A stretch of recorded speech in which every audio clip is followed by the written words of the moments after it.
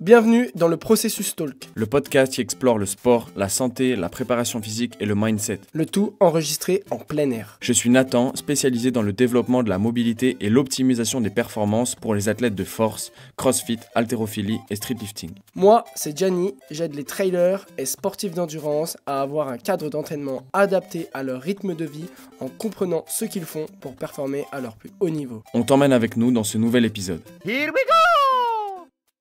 Allô? Oui, Nathan, Ouais. si on veut partir, on Ah, fait la comment? voiture. Ah, mes clés, De elles sont quoi? sur le siège passager. Bah, parce qu'il y a la voiture de Conducteur. ton pote derrière nous. C'est un trou de balle. Il a laissé les clés sur le siège conducteur. Ah, ok, d'accord, très bien, ça marche alors. Vous Merci. pouvez partir en vacances avec ma voiture si vous voulez. Ah bah, avec plaisir. Sans, Ok, sans pression. pas de soucis. Ciao, Désolé. merci. Et tu peux dire bienvenue sur le processus talk, s'il te plaît? Oui, bienvenue sur le processus Talk. Merci. Allez. Bonnes vacances, bisous. Et D'ailleurs- ça commence vraiment comme ça. Ah oui, d'ailleurs, c'est vraiment le sujet du jour, les vacances. Bienvenue dans le processus talk. Aujourd'hui, on est en détente. La preuve, c'est qu'on est tellement en détente que je suis en crocs pour On filmer. est en chaussons. En fait, c'est le sujet du jour. C'est les vacances, C'est la les vacances. détente. Ouais, parce On est que au mois de juillet, quoi. petit retour de vacances pour moi. Toi aussi, t'étais... Non, moi, j'étais pas en vacances du tout, mais j'ai fait une petite expédition, quoi. Ouais, Un jour de vacances. Une expédition en vacances. Non, c'était pas des vacances, mais bref. Moi, j'étais en vacances 10 jours où j'ai vraiment... j'ai pas travaillé si ce n'est à part alimenter Instagram et de temps en temps répondre aux DM. Mais mec, j'avais une montagne de DM auxquels je devais répondre. Ouais, mais de toute façon, t'avais pas le temps de travailler. Enfin, tes journées, elles étaient prises, non? Bah ouais, et puis je m'étais dit, vu que j'étais en road trip, il y avait quand même pas mal d'heures de voiture. Et j'avais quand même pris mon iPad parce que allez, petit teasing, je veux sortir le programme Épaules plus jamais faibles. Ah oui. Et du coup, je l'avais pris parce que j'ai... Ça y est, tout est prêt dans ma tête. Maintenant, j'ai plus qu'à le matérialiser, à faire le programme. Et je m'étais dit, je vais le faire dans la voiture, sur l'iPad et tout. Et puis en fait, mec, c'était tellement beau la Norvège que... T'as rien fait? Vraiment, non, j'ai rien fait du tout. Ouais, mais t'as déjà tes idées quand même. J'ai pas ouvert l'iPad et tout. Ouais, j'aime mes idées. Et puis ça tombe bien parce que je pense que je vais faire un truc assez inédit là sur ce programme épaule. Parce que vu que je me suis luxé l'épaule en vacances, on va vous raconter. Vu que je me suis luxé l'épaule, je pense que je vais faire comme d'habitude une promotion de lancement du programme. Et je pense que je vais même faire un groupe Telegram où tous ceux qui profiteront de la promo en gros auront accès à ce groupe. Et comme ça, genre, ça nous permettra d'échanger sur le programme. Et moi, du coup, je vais le suivre aussi pour récupérer mon épaule à la suite de cette luxation. Et tu sais, genre, voilà, avoir un petit groupe de personnes qui suivent ça. Partage d'expérience un peu. Et Ouais, puis ça ouais, peut c'est te ça, faire et puis- aussi et- permettre d'évoluer le programme ou faire même de te poser les bonnes questions pour les prochains programmes. Ouais, c'est ça. Et puis, ouais, ça permet aussi de montrer l'exemple. Parce que peut-être que les gens ils pensent qu'on ne fait pas ce qu'on dit alors que non, on le Un fait petit de peu ouf. quand même. Et là, le contexte de la blessure, c'est encore plus vrai. D'ailleurs, j'ai déjà attaqué la réhab, mais bref. Toi, du coup, c'est quoi un peu ce projet fou là que tu as fait Moi, c'était simple. J'avais depuis tout petit, tu sais, un peu l'alpinisme, la montagne et tout, ça me fascine. Et tout ce que tu vois dans les films, tu te dis c'est irréalisable. Tu vois ce que je veux dire? C'est Genre quoi? des mecs qui gravissent des montagnes ou même juste des mecs qui se prennent en photo au haut du Mont Blanc, tu te dis c'est irréalisable. Enfin, faut être un pro pour faire ça ou il faut passer beaucoup de temps en haute altitude. Et il faut vraiment avoir beaucoup d'expérience. Et puis en fait, il y a un ami à moi qui est lui aussi coach sportif d'ailleurs, qui a fait le Mont Blanc 3 fois, il a échoué 2 fois, il a réussi 1 fois. Et puis tu sais, la haute montagne, ça se prévoit pas trop, ça se prévoit. Tu sais que tu vas y aller dans une période, mais tu sais pas quand précisément parce qu'il faut des fenêtres météo précises. Et enfin, des fenêtres météo précises. En gros, faut pas que tu te tapes une semaine de mauvais temps parce que sinon tu vas pas, quoi. Ouais. Donc du coup, on s'est dit, allez, on va au Mont Blanc, là. Il m'a appelé le samedi et le mardi, c'était le moment d'aller au Mont Blanc, tu vois. Il y avait une fenêtre météo, donc on s'est dit, allez, go, on y va. Et puis, en fait, j'ai fait le choix de le dire à personne parce que je voulais que personne me décourage.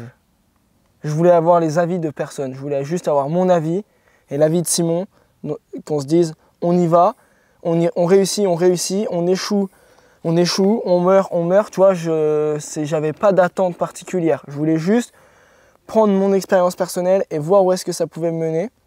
Je l'avais juste dit à une personne qui fait déjà de l'alpinisme, juste pour avoir son ressenti et tout. Il m'avait dit, bah, franchement, fonce parce que, voilà, quoi, t'as les capacités physiques, ok, t'as aucune expérience de la haute montagne, mais le Mont Blanc, c'est très bien pour débuter.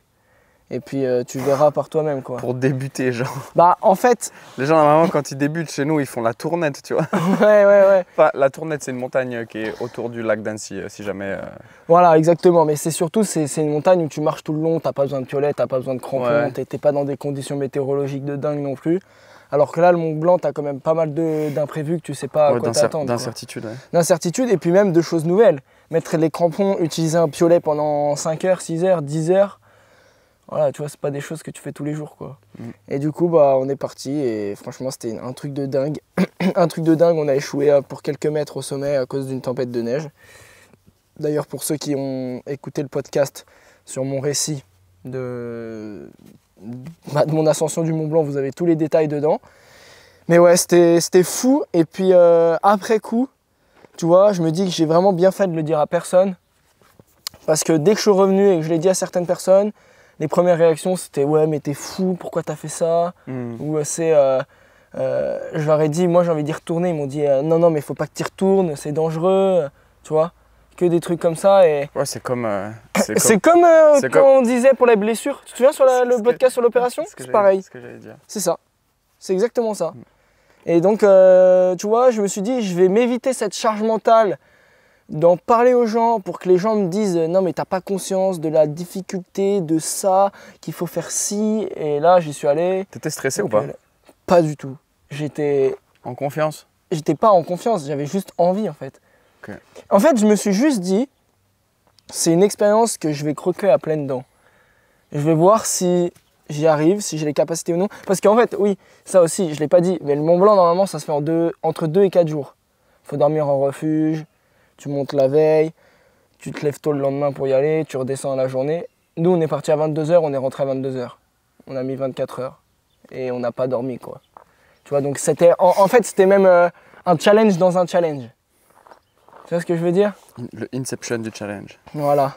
Donc, c'était... T'as la ref au moins? T'as regardé Inception? Non, j'ai pas la ref, mais Putain, j'ai compris que c'était un challenge dans un challenge.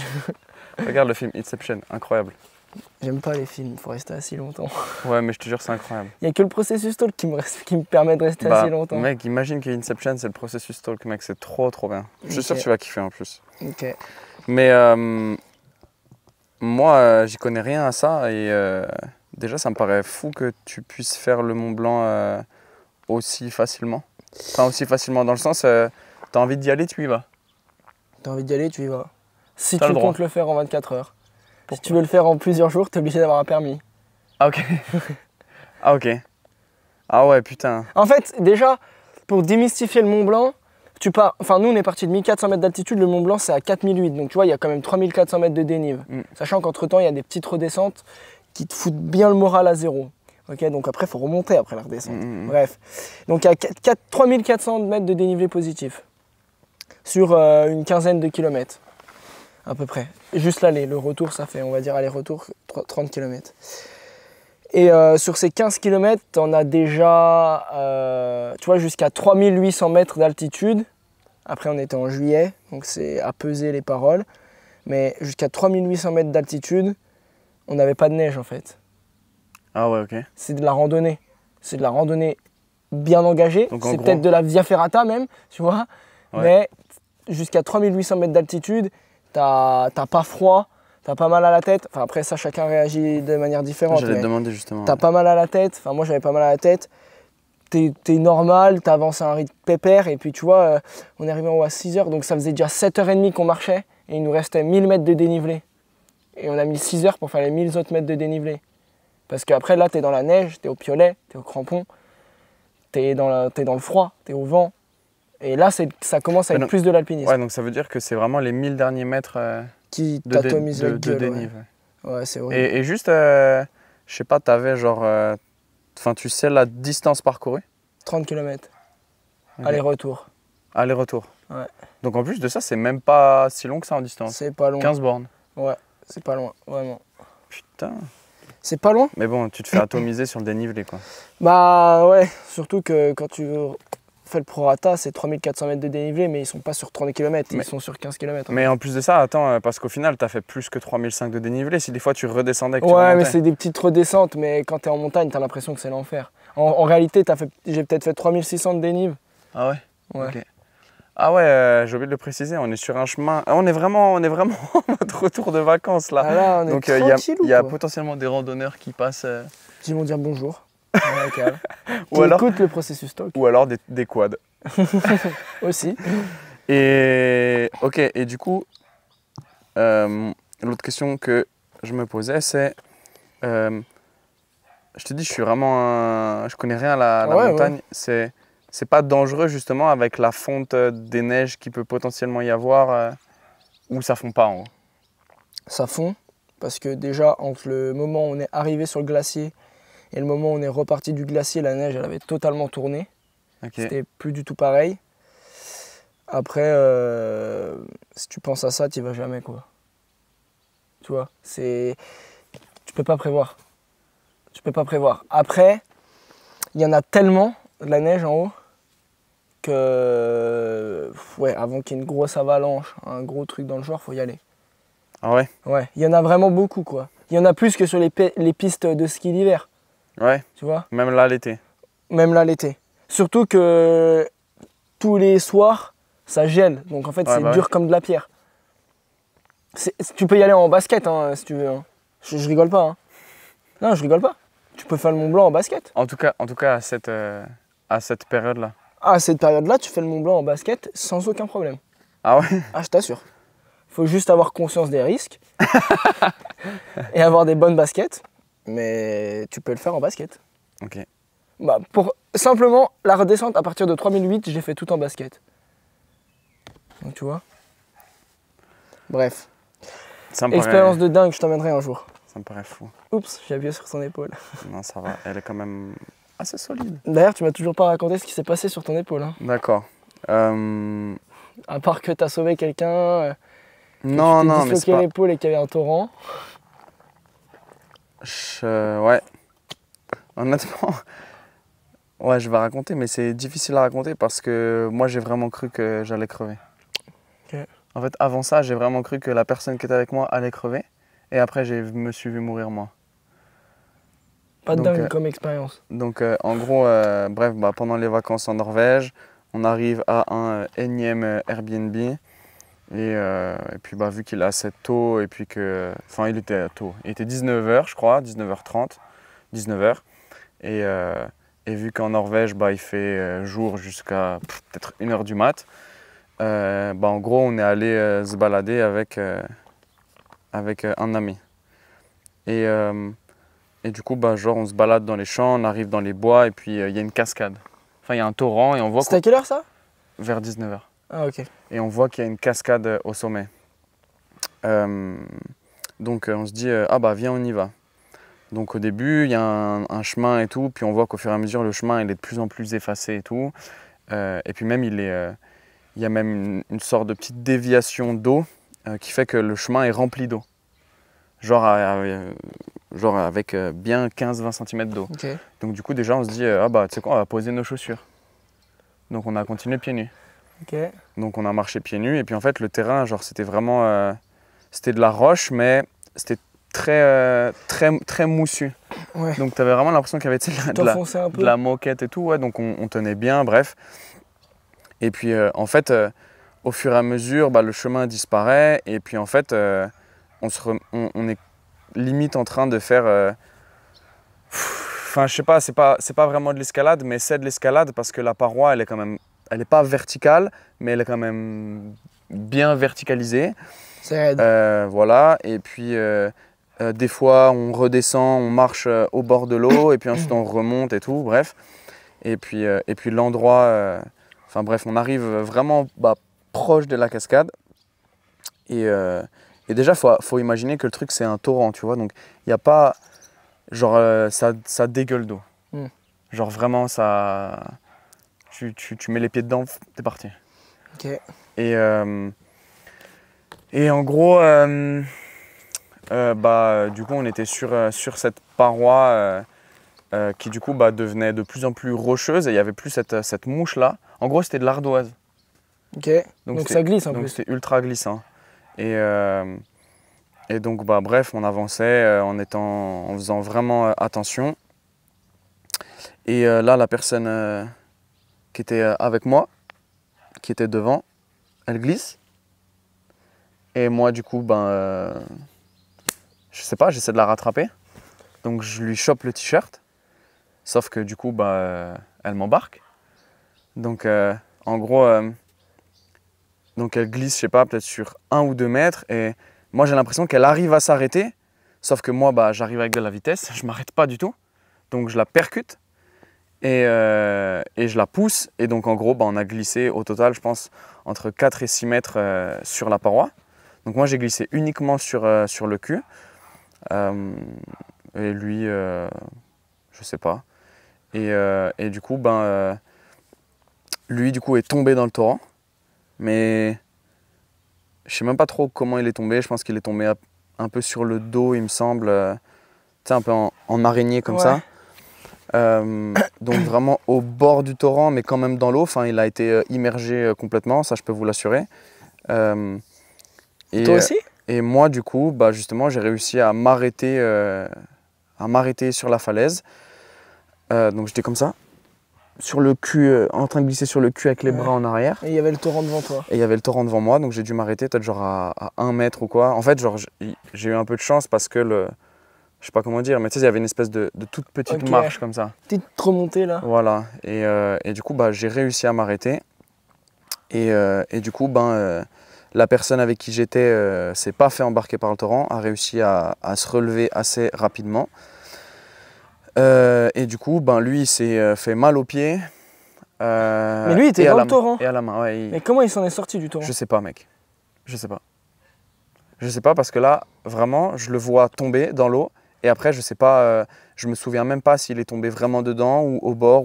En tout cas, je peux juste te dire qu'il a été immergé complètement parce qu'il a ressorti, il était trempé. Et là, moi, je sais pas. Genre, j'ai vraiment quelques secondes je sais pas ce qui s'est passé parce que, en gros, moi, dans ma glissade, en essayant de me retenir, je me suis sorti l'épaule. Je me suis luxé l'épaule droite. Ah, c'est pas en le retenant que tu t'es luxé l'épaule? Non, c'est pas en le retenant. C'est en me retenant, moi. Ok, et après, t'es remonté par là où t'as glissé, du coup? Donc, ouais, du coup, déjà, en me retenant, mec, pour moi, c'était... Là, je me voyais vraiment mourir, tu vois. Ouais. Si tu tombais dans le torrent, tu pensais que... Ouais, je pense, ouais. Alors que lui, il s'en est sorti? Ouais. Putain. Et ça se trouve, moi aussi, je m'en serais sorti, tu vois. Mais moi, je me voyais déjà me faire embarquer et puis partir sur des mètres et des mètres et me noyer, en fait, tu vois. Ouais. Et vraiment, là, mec, c'est la première fois où je pense que j'ai lutté autant pour ma vie. Genre, j'ai vraiment planté les ongles dans la roche parce qu'après, j'avais les ongles vraiment rabotés qui saignaient. J'ai les pieds tout écorchés parce que, pareil, j'ai vraiment appuyé de toutes mes forces contre la paroi. Bref, donc je me suis sorti cette épaule droite. Et là, pendant, je sais même pas combien de temps ça a duré, mais pendant quelques minutes, moi, j'étais un peu plus haut que lui, du coup, et lui avait encore les pieds dans l'eau. Et je lui dis, il faut que tu remontes là. Genre, on est vraiment salement amoché. Je lui dis, moi, je suis blessé à l'épaule. Plus j'attends, plus je vais avoir mal. Et tu sentais que t'étais... Et plus je vais être paralysé par la douleur. Et il n'arrivait pas parce que lui, du coup, il avait peut-être genre 1 mètre 50 à juste escalader pour revenir sur la paroi. Mais il ne pouvait pas parce qu'il ne pouvait pas prendre appui sur son pied, tout ça. Donc bref, au final... j'essaie de lui indiquer des endroits où il y a des racines, où il y a des branches et tout. Je lui dis, tu sentais ton épaule qui était... Ah oui, j'avais mal à l'épaule. Mais elle était disloquée du coup. Ouais, mais au début, en fait... Mais t'étais genre comme ça? Enfin, t'avais l'épaule qui tombait ou... Non, j'avais juste vraiment mal. Et puis au début, je gardais mon bras contre moi. Et puis au fur et à mesure, je le tenais genre... là, c'est quand la vidéo, ils verront. Mais en gros, je le tenais comme ça. Parce que c'était l'endroit qui me faisait pas trop mal. Mais en fait, si, ça me défonçait quand même. Et puis surtout, j'avais une polaire.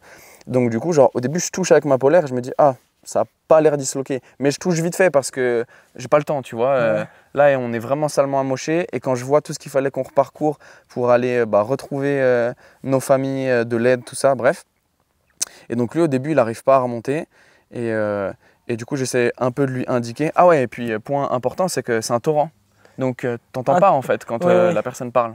Donc, Puis vraiment, à tout moment, il s'intensifie le torrent. donc vraiment, vraiment, je hurlais pour qu'il m'entende et tout. On n'était pas très loin, hein, vraiment, on était peut-être genre éloigné de 2-3 mètres, hein, mais c'était suffisant Ouais, pour t'entends rien. qu'on s'entende pas parler. Donc, il a réussi à faire cette petite escalade de 1,50 m là pour revenir sur la paroi. Mais ensuite, ben, moi, là où j'étais, c'était extrêmement glissant. La preuve, on avait glissé sur peut-être 5 mètres, j'en sais rien. Et donc, du coup, ben, moi, j'ai réescaladé tout ça avec un bras, du coup. Et puis, bah, j'ai retraversé en latéral la paroi. J'ai réussi à réatteindre une partie un peu moussue où, du coup, bah, là, j'étais, on va dire, en sécurité. Et genre, je savais pas quoi faire parce que moi, j'étais salement amoché. Je pouvais pas aller le chercher. Et lui, il t'attendait en bas. Parce que là, mec, avec un bras en moins, comment dire, en étant valide, je me suis vu mourir. Avec un bras en moins, Tu meurs. il y avait aucune chance, tu vois. Ouais. Donc, je savais pas quoi faire. Et du coup, bah, là, j'ai appelé sa mère. Et je lui ai dit, panique pas, juste, on a glissé, on est blessé. On s'est pas fait embarquer dans le torrent, tout ça. Bon, déjà, elle a compris que lui, il s'était fait embarquer dans le torrent quand je l'ai expliqué. Donc, je crois qu'elle a vraiment paniqué. Bref, mais moi, après, je les ai gardés au téléphone tout le long où je suis rentré. Mais bref, donc je l'ai appelé, tout ça. Et puis, du coup, je lui ai dit, voilà, on a besoin d'aide. Et du coup, ben là, on était éloigné peut-être genre de, je sais pas, 5 mètres plus. Et là, il m'entendait vraiment pas. Et je lui ai dit, reste là, parce qu'il avait réussi à remonter un peu. Je lui ai dit, reste là, attends-moi, je vais chercher de l'aide là, parce que ça va pas Il le était faire en sinon. sécurité un peu. Ouais, un peu, ouais. Mieux que les pieds dans le torrent, quoi. Ouais, exactement. Et du coup, je lui ai dit, t'as ton téléphone, il marche. Et puis en fait, il comprenait même pas ce que je lui disais. Et là, je me suis dit, mais putain, je peux pas communiquer avec lui, je fais comment? Donc en fait, bah, je suis parti. Je suis parti parce que c'était la meilleure chose à faire. Donc là, j'ai eu son père au téléphone qui venait en courant. Donc déjà, il faut savoir qu'il a dû courir peut-être genre 1 kilomètre à peu près ou plus pour arriver juste au pied du torrent. Et après, bah, il fallait encore tout monter jusque là où on était. Et du coup, bah, moi, pendant tout ce temps-là, je l'avais au téléphone. Donc, il fallait que je tienne le téléphone et que, en même temps, bah, je me casse pas la gueule. Et j'avais qu'un bras. En plus de ça, je retrouvais pas l'endroit par lequel on était passé, qui était quand même assez safe. Donc, des fois, bah, genre, j'ai fait des sauts dans la mousse. Ouais. Je me souviens à un moment, j'ai dû mettre le téléphone dans ma bouche pour pas le perdre et tout. Bref. Donc, au final, j'ai réussi à redescendre vite. Et du coup, ses parents sont partis le chercher. Et moi, je suis... en gros, là où on était, c'était un Airbnb, mais c'était... je sais pas, il y avait quand même une sorte de réception parce qu'il y avait plusieurs chalets autour. D'accord. Donc moi, du coup, je suis redescendu au chalet, enfin à la réception pour essayer de trouver quelqu'un. Sauf que là, il devait être 19h30, donc il n'y avait plus personne. Et donc là, moi, du coup, déjà, la douleur était vraiment bien présente, donc c'était insoutenable. Et puis j'ai quand même Et échoué. à ce moment-là, tu avais compris que tu t'étais disloqué l'épaule? Ouais, parce qu'à un moment, j'avais touché comme ça à travers un polaire. Je me suis dit, ah, c'est marrant, je sens beaucoup ma clavicule là.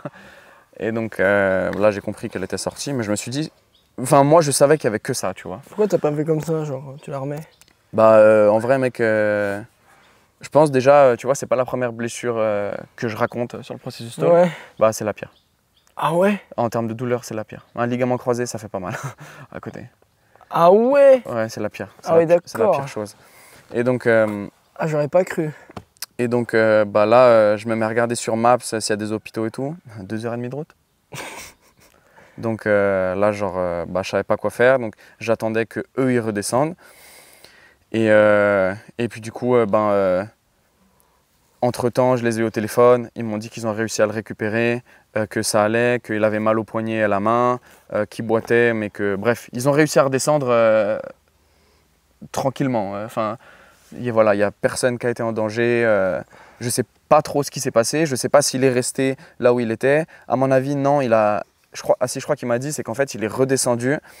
Et puis, il a trouvé une partie où il y avait un peu de la mousse. Et donc, il a réussi à progresser sur cette zone-là où il y avait de la mousse, qui du coup glissait pas et donc il a réussi voilà, à aller dans le sens inverse.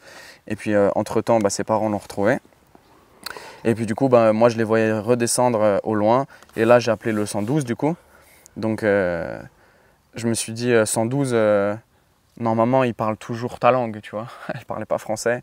Donc ça va, genre j'ai pas de problème avec l'anglais. Mais dans ce contexte-là, j'avais peur que j'arrive pas à gérer l'anglais. Ouais, qu'elle aille sauver quelqu'un en Suède, genre.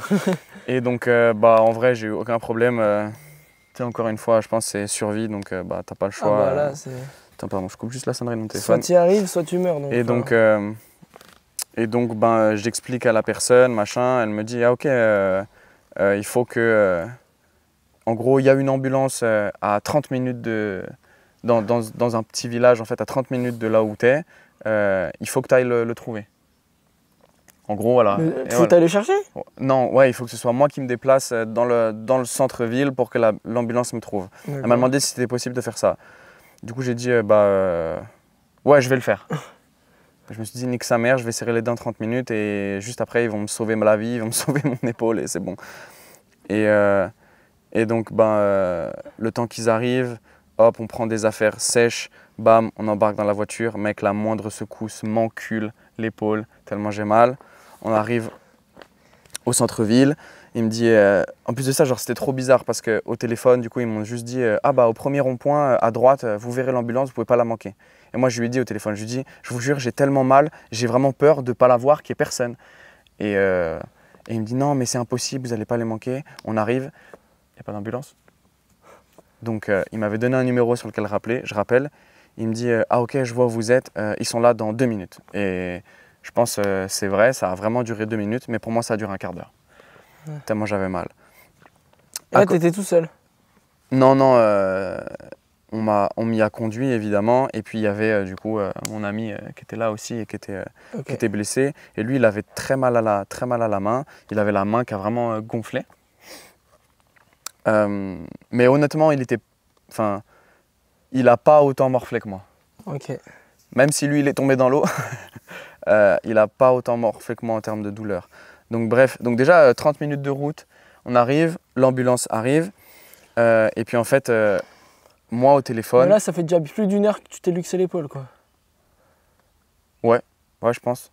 Ouais, 45 minutes, 50 minutes, 1 heure. Bah ouais, le temps que tu redescendes. Bon, au total, je suis resté 4h30 avec l'épaule luxée. Oh. Donc voilà. Mais désolé, c'est plus long à raconter que le Mont Blanc, et je donne peut-être beaucoup de détails, mais bref. Mais du coup, l'ambulance, en fait, moi, quand je les ai eu au téléphone, je leur ai dit que j'ai parlé que de moi. J'ai pas parlé de mon ami. Parce qu'ils m'ont dit qu'il allait bien, parce qu'il marchait, parce que je sais pas, moi j'étais vraiment en souffrance et qu'ils n'étaient pas encore là quand j'ai appelé et tout ça. Et bref, je sais pas. J'ai parlé que de mon cas, mec. J'étais vraiment à bout, quoi.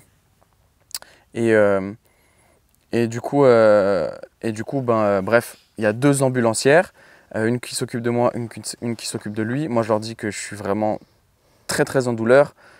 Du coup, elle m'installe un cathéter et puis elle me met déjà du Fontanil, je crois que ça s'appelle. C'est un gros painkiller, un antidouleur. Donc déjà qui me shoot un peu, mais ça va. Je sens que la douleur diminue pendant 3 secondes et puis ensuite ça revient normal. Donc là ensuite elle veut me mettre dans un brancard, bref. Et ton pote?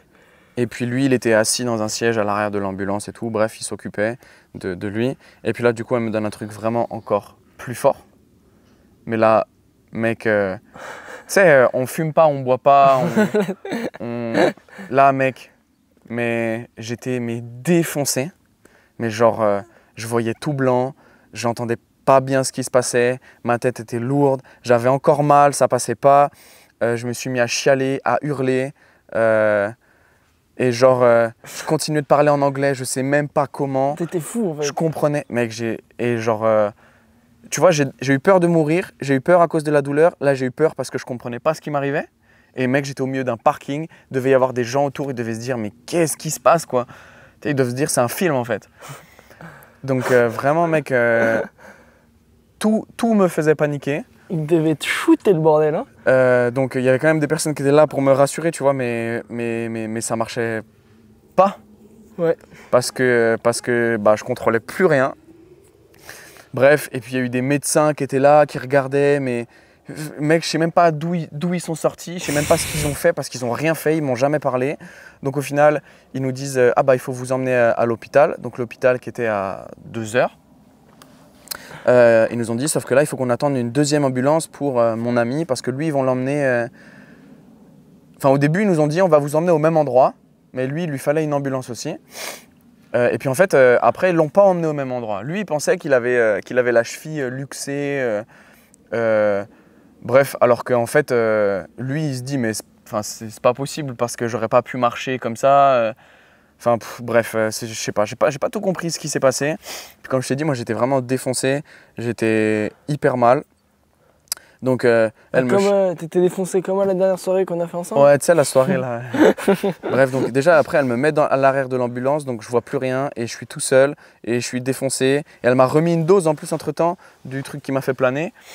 Donc j'étais, mais enfin mec, j'ai vraiment cru que je mourrais là du painkiller, quoi, de la drogue. Ah ouais, vraiment mec, c'était horrible. Et puis au final, bah, ça y est, on se décide, on part. Je lui dis combien de temps jusqu'à l'hôpital? Parce qu'il y a une ambulancière qui est restée avec moi. Et puis elle me dit 2 heures. Je lui dis non, tu rigoles. Elle me dit non, non. Are you joking? Tu lui as dit. J'ai dit you're kidding, right? Elle m'a dit non. J'ai dit que ça allait être vraiment compliqué. Bref. Et puis du coup, bah, mon ami, lui, il est parti dans une autre ambulance. Il s'est fait emmener autre part. Putain, mais vous n'êtes pas allés au même endroit? Non, et puis, enfin bref, voilà. Donc moi, bah, pendant 2 heures à jongler avec la douleur, elle m'a remis des antidouleurs, ça marchait un peu, mais impossible de trouver une position où j'avais pas mal. Et puis en fait, genre, j'avais mal de la luxation et j'avais mal de toutes les tensions musculaires. Parce que, en gros, quand tu te luxes l'épaule, ton corps il se dit « Oh, what the fuck ?» et il contracte tout. Donc toute mon épaule, tout était comprimé. Et tu sais, quand tu tiens ton gainage longtemps et que tu as cette sensation de brûlure musculaire, bah imagine tenir ça 4 heures. Bah voilà, ça. Et puis j'avais même mal au cervical parce que du coup, tous mes trapèzes étaient pareil, contractés à la mort et ça me brûlait. Bref, c'était horrible. Et au bout d'1 heure, elle me dit bon bah là, je t'ai donné tout ce que je pouvais te donner, je peux plus rien faire pour la douleur. Oh, Et j'avais encore 1 heure à tenir comme ça. Donc bref, entre-temps, on me dit que mon ami, il n'a pas la cheville luxée et qu'il faut qu'il fasse des radios, donc il faut qu'il vienne là où moi je suis. Donc du coup, ses parents sont allés le chercher et ils sont venus en direction de l'hôpital où moi j'étais. Parce qu'à la base, moi, ils pensaient me laisser là-bas la nuit et me récupérer le matin.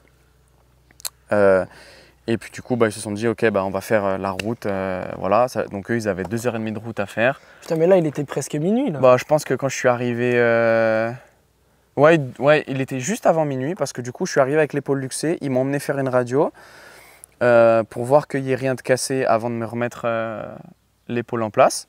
Donc déjà, grosse chance, c'est que j'étais à Lillehammer et d'ailleurs, Nicolas Vandel m'a envoyé un message. Ah ouais? Nicolas Vandel m'a envoyé un message. Dis qui c'est un peu? Nicolas Vandel, c'est... Oh, à part que c'est un futur invité du Processus Talk. Il était dans le staff de l'équipe... Il y a un animal là, hein? Ouais, je pense qu'il y a un animal. Il était dans le staff de l'équipe de France de ski de fond, il a fait les JO et tout. Et Lillehammer, bah, c'est un peu... c'est le base camp du ski de fond en Norvège quand même. Et moi, il m'a dit d'aller voir le saut à ski et puis il m'a dit d'aller dans un pub aussi. Et je lui ai dit, je vais pas te mentir. Là, j'ai pas le time. Moi, j'ai vu que l'hôpital là-bas. Bref, mais. Parce que t'étais pas allé à Lillehammer pendant les vacances? Non, je suis pas allé à Lillehammer.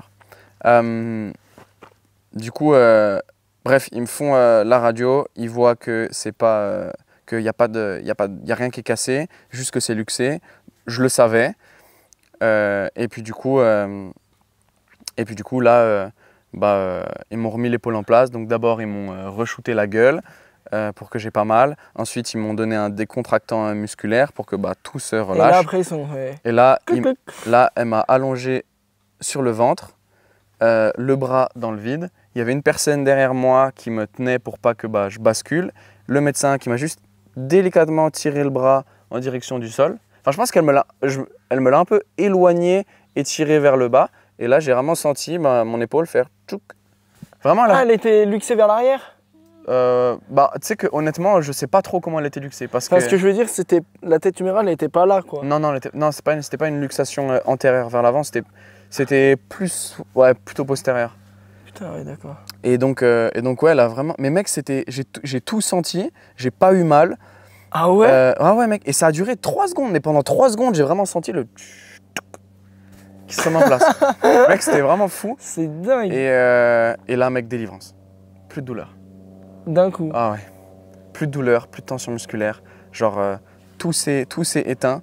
Et genre là, je crois que j'ai chialé. Je crois que j'ai chialé, mec. Parce que 4h30 avec cette douleur. Genre, c'était une douleur 9 sur 10.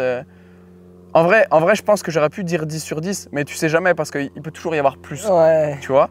Donc, 9 sur 10 pendant 4h30. Genre, ça m'a défoncé. Donc là, après ça, bah, ça allait bien. Du coup, après, bah, j'ai attendu mon ami qui du coup devait être amené ici, faire une radio, tout ça. Bref, lui, il a fait une radio. On a découvert qu'il avait juste une entorse à la cheville et qu'il avait une fracture du radius au niveau du poignet. Quand même. Mais pas un truc énorme. Du coup, on lui a fait un petit plâtre. Et voilà, fin de l'histoire. Moi, ce qui est bien, c'est que moi, j'avais peur qu'elle me dise ouais, il faut immobiliser, il faut pas bouger. Moi, elle m'a dit l'attelle, tu la mets que si t'as pas mal. Que si t'as mal. Si t'as pas mal, t'es pas obligé de la porter. Elle m'a dit, et puis bouge le plus que tu peux. Et elle m'a dit, fais attention aux mouvements brusques quand tu veux monter ton bras vers le haut.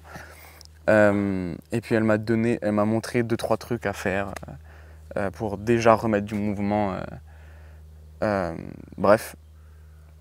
Mais voilà. Et là, actuellement, là, ça fait 4-5 jours? Ça Un fait, peu plus. bah, c'était mardi, donc Voilà. ça fait 5 jours. En fait, on a failli mourir au même moment. Ouais, Ce que bah, je te disais par téléphone, le processus talk, il aurait pu s'arrêter du jour au lendemain. Ouais, parce qu'en fait, pendant que moi j'étais à l'hôpital, toi t'étais au Mont Blanc. Bah, en fait, c'est exactement Ouais, ça. Parce que j'ai appelé Arthur après. J'ai appelé Arthur et. Au moment où tu t'es luxé l'épaule, moi j'étais dans une tempête de neige. Pas à me voir mourir, mais à être bien lucide pour s'en sortir, quoi. Ouais, Tu vois? Ça, c'est dingue. voilà. C'est dingue. Donc après, bah, fin des vacances de Norvège, on continue. Mais là, maintenant, t'as plus mal? Enfin, ce que je veux dire, c'est que quand tu fais rien, t'as pas mal. Non, quand je fais rien, j'ai pas mal. Mais Il y a je sens certains mouvements qui te font mal. Ouais, certains mouvements qui me font encore mal. Bon, forcément, mais ça va prendre du temps de tout renforcer, tout ça. Caresse-moi l'épaule, John. Et puis, j'ai des tensions résiduelles. Là, je sens qu'il y a des trucs qui sont encore tendus. Genre, typiquement, il y a des positions que je peux pas atteindre, mais si j'y reste un moment et que je me concentre sur ma respiration, sur mon relâchement et tout, et ben j'y vais, j'ai pas mal. Donc, tu vois, mais c'est normal, c'est quand tu te blesses, tu as ce mécanisme de protection là. Et c'est quoi qui te fait le plus mal, là? La position? Difficile à expliquer. Mais montre. Bah, je sais même pas trop en Ils fait. ont qu'à regarder, en fait. Je sais même pas trop. Parce que là, tu vois, ici, c'est une amplitude où j'ai un peu mal. Mais tu vois, j'ai déjà une meilleure mobilité en overhead que les crossfitters. Et après, c'est sur l'arrière, sur la descente. C'est genre sur la descente que ça me fait mal. Mais je vais pas le faire là. Bref. Voilà. Et, Ouais, t'as quand même un peu mal, quoi. et du coup, bah, forcément, je me suis quand même bien blessé. Et ouais, du coup, juste j'ai des tensions résiduelles. J'ai pas trop mal. J'ai un peu mal quand je dors. Et voilà. Mais sinon, les vacances, c'était bien? Sinon, les vacances, c'était bien. La Norvège, c'est un beau pays. Il y a des choses belles. Il fait pas chaud, alors moi, je kiffe. Ouais. Moi, je kiffe vraiment. Donc, voilà. Allez en Norvège, mais allez pas dans les torrents. Voilà. Punaise. Bah, hâte de voir comment tu vas te soigner, et puis aussi pour montrer aux gens, comme tu as dit, quoi, qu'on fait ce qu'on fait, quoi. Bah, moi, je me suis dit... On fait ce qu'on dit, pardon. Tu vois, c'est la 3e grosse blessure que j'ai à gérer. Ouais. Il y a eu les croisés, il y a eu la fracture du radius, et puis là, il y a ça. Et je me suis dit, ce sera comme les autres blessures, ce sera juste une simple formalité. Ouais, ouais, ouais. Et C'est ouf quand même que tu dises que celle-ci, c'est la plus douloureuse, quoi. Ah, la pire. La pire, après, il y a peut-être aussi, tu vois, un côté genre émotionnel et tout, tu vois, lié à ça. Parce que je me suis blessé dans un contexte où j'ai cru que j'allais mourir, où j'ai cru que la personne avec moi allait mourir, où après on m'a shooté. Ouais. Tu vois, je pense que la récupération physique va être assez rapide au final. Et Elle a déjà efficace. commencé d'ailleurs. Mais par contre, je pense que la récupération mentale, Ah elle va ouais. être plus compliquée. T'as pas envie d'aller te balader à côté d'un torrent, quoi. Là, pas trop. Et d'ailleurs, je pense même que ça a réactivé des réflexes archaïques chez moi. Ah ouais? Ouais, je pense. Ok. Parce que on en a déjà parlé vite fait des réflexes archaïques dans d'autres podcasts. On aura un gros podcast qui va sortir ou qui est sorti, je sais pas trop. Qui va sortir. Qui va sortir. Parce qu'on a des problèmes avec le montage. Voilà. Mais bref, on a du coup un podcast là-dessus qui va sortir un peu sur les réflexes archaïques. Avec le spécialiste des réflexes archaïques en France et en Europe. Voilà. Et du coup, en gros, c'est des réflexes de survie que tu as à l'enfance, enfin dès la naissance. Et progressivement, ces réflexes ils disparaissent pour que, on va dire que tu agisses plus comme un animal, mais que tu contrôles ce que tu fais. Mais c'est des réflexes qui peuvent se réactiver pour ta survie, en fait. Et là, du coup, je pense qu'il y a des choses qui se sont activées pour ma survie et qu'il va falloir que je vienne réintégrer et atténuer, on va dire, pour pas que ce soit activé en permanence dans mon quotidien, parce que ça doit pas être activé en permanence dans mon quotidien. Mais là, je sens, tu vois, les tensions dans l'épaule, j'ai encore des tensions dans les cervicales, tout ça. Donc voilà, je pense que il y a des trucs qui se sont réveillés. Et c'est normal. Ouais, ça c'est. Mais tu vois, c'est là où du coup, je me dis quand même que dans le traitement d'une blessure, quand même, tu peux pas te dire qu'il y a que le côté physique en fait. Ah bah oui. Et c'est pour ça que. Mais même dans l'intervention d'une blessure, je pense. Enfin, pas dans ce cas-là à toi, parce que c'est quand même assez particulier. Non, mais pour n'importe qui. Je veux dire, dans l'intervention d'une blessure qui est vraiment liée au sport, je pense que le contexte psychologique a un énorme impact sur mais l'apparition c'est de la ce que blessure. je dis. Parce qu'au final, la réaction que tu as après une blessure, c'est toujours une réaction de survie. Voilà. Et donc forcément que tu as des trucs qui se redéclenchent et tout. Donc, bref, tu vois, je pense que c'est bien parce qu'on est conscient de ça et que du coup, on a une approche plus holistique que juste traiter la blessure. Voilà. Et holistique, ça veut dire une approche plus complète. Genre que, en gros, on utilise plein d'outils pour te guérir. Mais d'ailleurs, en vrai, je dis ça pour guérir, mais pareil pour la performance, hein, c'est ce qu'on fait. Et en fait, c'est pour ça que tes deux notre vision des choses aussi. C'est pour ça que tes deux coachs préférés du processus Talk sont les meilleurs. Bref, voilà. Voilà pour les vacances. Sinon, c'était bien, voilà. C'était de sacrées vacances quand même. C'était bien. D'ailleurs, ça me fait rire parce qu'il y a un mec sur Insta qui m'a envoyé un DM là, que j'ai partagé en story et qui m'a dit, déjà qui a fait des formations similaires aux miennes, mentorat de Case Suisse par exemple, tout ça, qui est formé sur la mobilité, l'entraînement articulaire comme nous on le fait, et qui m'a dit ah ouais, moi je suis kiné, j'utilise tous ces outils-là, mais c'est vrai que la luxation d'épaule, c'est la seule pour laquelle je recommande une immobilisation de 3 semaines. Donc je suis quand même curieux de voir ce que ça va donner sur toi alors que tu ne vas pas immobiliser, tu vois. Donc tu vois, je trouve ça cool parce que c'est encore une opportunité de prouver que ce qu'on raconte, c'est pas de la merde, qu'on peut faire mieux. Et je sais déjà que... En fait, je sais déjà que j'ai pas besoin d'immobiliser et je sais déjà que j'ai raison parce que je pense que je fais déjà des choses que même monsieur, madame, tout le monde ne font pas. Oui. Donc bref, voilà. Mais on verra parce que voilà, ça se trouve, il y aura des obstacles y aura des complications. sur le chemin, tu vois. Mais honnêtement, 5 jours post-blessure, je suis assez confiant, je sais ce que je fais pas n'importe quoi. Puis après, voilà, si vous voulez suivre, il faut s'abonner. Et puis vous verrez un peu Et du coup, là, tu fais quoi dans ces 5 jours? Tu respectes la douleur, tu vas pas dedans? Non, Tu un fais petit que peu, les uns? un petit peu. Je vais légèrement dedans parce que comme je t'ai dit, au bout d'un moment, je sens ce relâchement et Ouais. du coup, la douleur recule. Donc, j'y vais, mais ultra prudemment, Tu fais tu que vois. de l'isométrie pour le moment? Je fais que de l'isométrie sur des tractions, sur des deep push-up.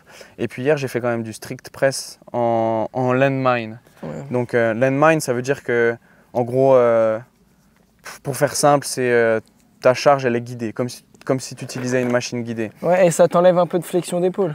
Ça enlève un peu de flexion d'épaule, exactement. Donc, ça veut dire que je me retrouve pas avec le bras complètement au-dessus de la tête, mais plutôt Vers l'avant. vers l'avant, ouais. Ouais, ça fait un peu salut. Bref.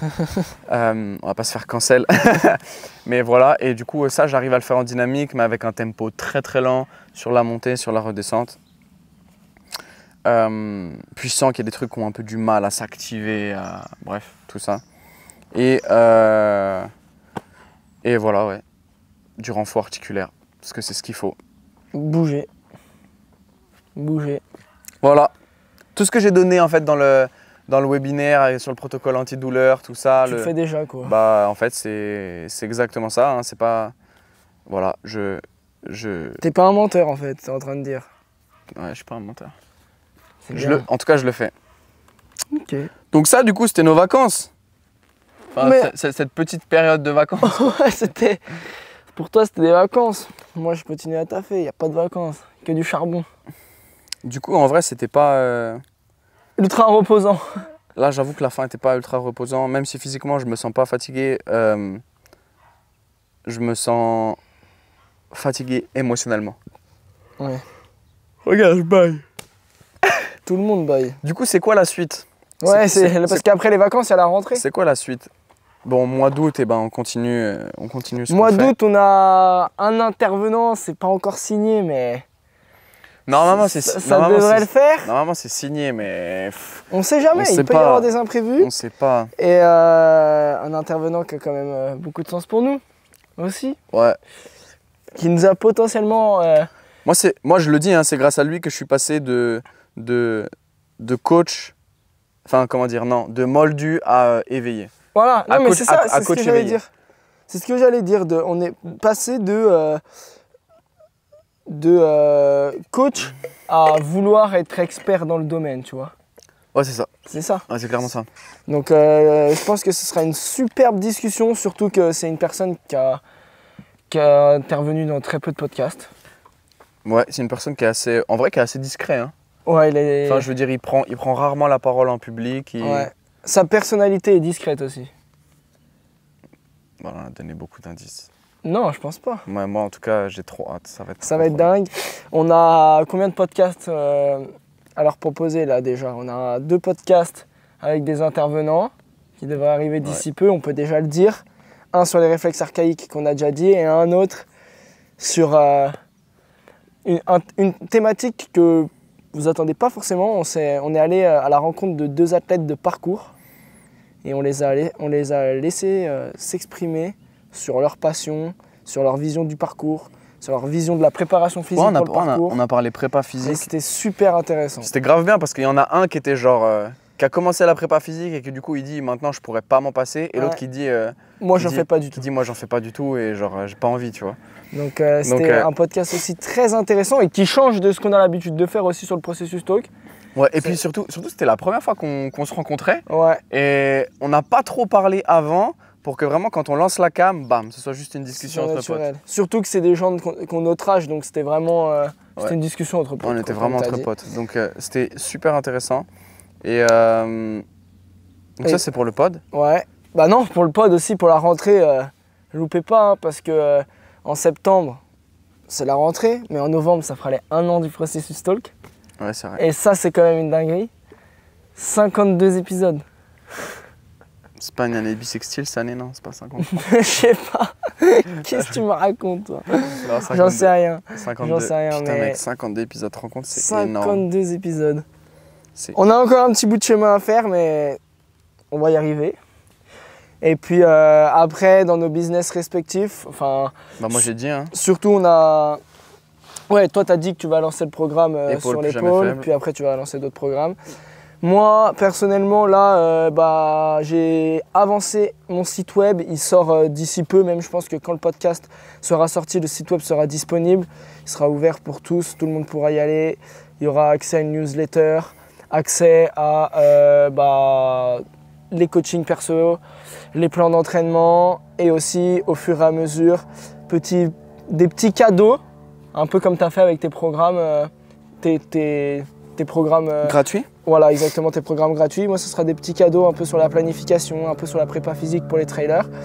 Donc, sois attentif sur le site internet. Tu auras pas mal de choses gratuites qui pourront déjà t'aider dans ta pratique. Et puis, si tu peux aller plus loin, tu sais ce qu'il te reste à faire. Nous contacter, Nathan, sur les réseaux sociaux ou moi-même sur les réseaux aussi, où tu verras sur le site, ce sera tout indiqué. Et puis aussi, l'arrivée des premiers programmes pour les sportifs d'endurance, principalement axés sur la course à pied. Et puis, en fonction des demandes de chacun, en fonction du type de personnes qui me suivent et des besoins de chacun. Pourquoi pas sortir des programmes un peu plus axés vélo, un peu plus axés préparation physique de manière globale. Donc voilà, faut rester attentif, c'est à suivre. Et puis on a quoi d'autre à leur dire aussi? Le mentorat? Voilà, on démarre du coup un nouveau mentorat. Déjà, toi, tu es en train de terminer le mentorat de KI Suisse? Non, mais il est déjà fini. Hein. Ouais, mais il n'est pas terminé dans le sens il y aura un séminaire. qu'il y a le séminaire de Il y a fin. un séminaire en septembre, ouais, d'ailleurs. Mais voilà. Et puis, on démarre un mentorat donc, avec Lucas Bourguignon, donc, qui, du coup, on peut le dire, est notre intervenant pour les réflexes archaïques, en fait, l'épisode qui va sortir prochainement. Mentorat orienté full business, on va dire. Parce qu'on a vraiment envie de passer au niveau supérieur. De toute façon, c'est simple. Gianni veut devenir la référence. En trail, en fait. Il veut devenir la référence dans l'entraînement en trail. Ouais. Moi, je veux devenir la référence dans la mobilité et le renforcement articulaire, que ce soit pour la perf ou la réhab dans le CrossFit. En gros, je veux dégager GoWood. ou peut-être collaborer, qui sait. Faire évoluer leur truc. Mais voilà, et donc pour ça, on a besoin de faire mieux et donc de se faire coacher. En fait, c'est ça, c'est que faut pas non plus se leurrer, c'est que ok, t'as beau être un très bon coach, t'as beau avoir toutes les connaissances du monde, si tu sais pas te vendre, si tu ne sais pas créer des produits et créer les choses qu'il faut que tes clients ont besoin, ça sert à rien, quoi. Moi, j'ai toujours cette phrase en tête, c'est que t'as beau être le meilleur dans ton domaine, si personne te connaît, t'es personne au final. Ouais, là, c'est la même chose. Le but, c'est que malheureusement, ou plutôt heureusement, on est entrepreneur. Donc les connaissances au niveau préparation physique, les connaissances au niveau planification, suivi des entraînements, je pense qu'on a encore beaucoup de choses à apprendre, mais qu'on a déjà. Je pense qu'on a ce qu'il faut. On a ce qu'il faut pour pouvoir travailler, mais on a toujours beaucoup de choses à apprendre. Ça, c'est une certitude. Et mais d'un point de vue business, d'un point de vue création de produits, d'un point de vue service, on a encore beaucoup de choses à apprendre et c'est un métier à part entière. Puis l'idée c'est pas juste de faire ça pour faire du business, c'est aussi de faire ça pour faire du business, mais du coup mieux vous aider aussi. Oui, c'est ça. Que ce soit dans le trail ou dans le CrossFit. Le but c'est de répondre au mieux à la demande qu'on a en fait. Ouais, c'est ça. C'est ce qu'on disait sur le podcast Bouteille à la mer, là, où on disait envoyez-nous des messages ou... D'ailleurs, ça on n'a pas fait, il faut qu'on fasse. Ouais. Il faut qu'on mette en place la plateforme sur laquelle vous allez poser vos questions. On va le faire après, là. Voilà. Et quoi d'autre? Du coup, vu que... Déjà, ça dure 1 an, 12 mois, donc voilà, puis il y aura des séminaires intégrés. Ouais. Moi, en parallèle, j'ai déjà prévu 3 séminaires avec Lucas. Moi 2. Du coup, dans le cadre des réflexes archaïques. Et là, l'idée, c'est que moi, ça va vraiment me permettre on va dire, d'avoir de nouveaux outils dans mon objectif de devenir une référence sur la mobilité et le renforcement articulaire. Parce que tu vois, c'est bien parce qu'on a parlé de ma blessure avant, mais c'est que je pense que le physique, ça ne va pas me poser de problème. Mais ensuite, il va y avoir un peu toutes les portes que mon cerveau a fermées suite à cet événement. En fait, c'est simple, les séminaires qu'on va faire, c'est un séminaire déjà sur l'introduction des réflexes archaïques. Ouais, je crois que c'est le système trisensoriel ou Ouais, un truc comme c'est ça. triple stimulation. Triple stimulation. Donc en gros, ouais, trisensorielle. voilà, c'est ça. Ça, c'est l'introduction aux réflexes archaïques. Et ensuite, on aura chacun, enfin, toi, tu vas faire les 2 spécialisations, mais moi, je vais faire une seule spécialisation. Nathan va faire une spécialisation sur les réflexes archaïques. Et la force. Pour la force, justement, pour les sports de force. Et la deuxième spécialisation qu'on va faire ensemble, c'est les réflexes archaïques par rapport à la respiration. Ouais, respiration et posture, je crois. Voilà, donc, et là, du coup, c'est avec quelqu'un de l'équipe de Lucas, c'est pas avec Lucas. Ok, bah, du coup, dans ce cadre-là, ça a autant d'importance pour toi que pour moi, parce que la respiration est quand même un... D'ailleurs, j'ai une formation avec Sean sur la respiration que j'ai toujours pas faite. Mais ouais, mais c'est... En fait, j'attends d'avoir vraiment l'esprit posé parce que je pense que je vais en apprendre tellement. En fait là-dessus. c'est d'un point de vue business, c'est qu'il y a des périodes où... Tu peux pas tout faire. Il y a des périodes où il faut travailler le business parce qu'à un moment, c'est ça qui nous fait vivre. Et il y a des périodes où on peut apprendre.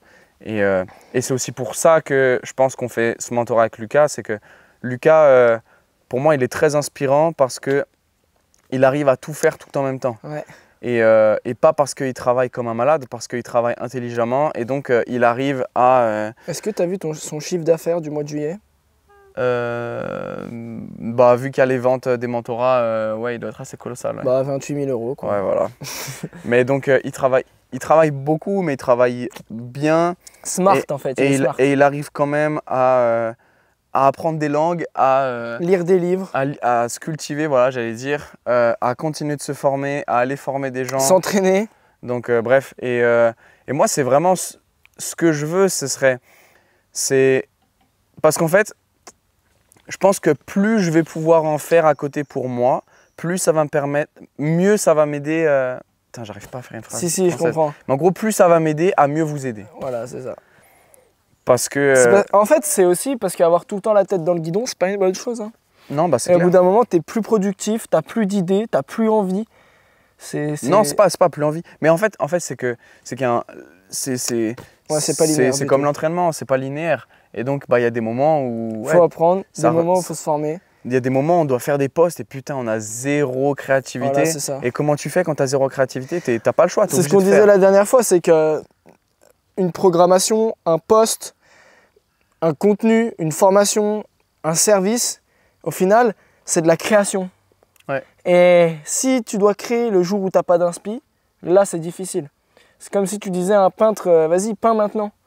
Je pense pas que les peintres ils peignent sur commande ou les artistes ils font rien sur commande. En fait, c'est un peu de l'art ce qu'on fait. Enfin, c'est pas pour se vanter, mais moi je trouve que si. Faire un post, ça prend du temps. Faire un programme, ça prend du temps parce que oui, le programme il est livré, mais nous derrière on s'est cassé la tête pour optimiser. Peut-être que ça, j'aurais plutôt dû le faire comme ça. Du coup, je vais le changer alors que j'ai déjà fini cette partie-là. Etc. Et puis moi je sais que j'ai pris énormément de temps à faire mes modules vidéo pour mes sportifs d'endurance parce qu'en fait j'ai voulu que ce soit le plus cohérent possible les uns par rapport aux autres. Je voulais pas que ce soit juste quelque chose qui soit lancé comme ça sur la table. Ouais. Et ça c'était le plus difficile. Donc, voilà, donc là ça vient de me donner une idée d'ailleurs de choses que je vais mettre en place. C'est quoi? On en parlera off caméra. Ok. Bon. On clôture cet épisode. Bah ouais. C'était un épisode un peu moins comme un cours. On vous apprenait un peu moins de choses. On a parlé un peu plus de nous, mais ça change aussi. Parce que le but aussi, c'est d'être proche de vous, malgré la distance. Et du coup, faut qu'on vous explique ce qu'on fait dans nos vies, quels sont nos objectifs, comment se sont passées nos vacances. Et comment va se passer la rentrée pour que vous puissiez aussi, vous, voir l'évolution potentiellement de l'extérieur, de notre évolution du processus Talk, de Plus Jamais Faible et de Train to Summit. Et les liens sont dans la bio, parce que maintenant Gianni, il va les mettre. Non, c'est toi qui vas le faire. Les liens sont dans la bio pour retrouver nos sites, nos Insta. Vous avez accès à tout. Et puis... À bientôt. Ciao. Merci de nous avoir suivis dans cet épisode. On prend énormément de plaisir à partager toutes ces étapes de notre processus avec toi. Partage cet épisode si tu as appris quelque chose et laisse-nous un commentaire et un 5 étoiles sur toutes les plateformes. À la semaine prochaine!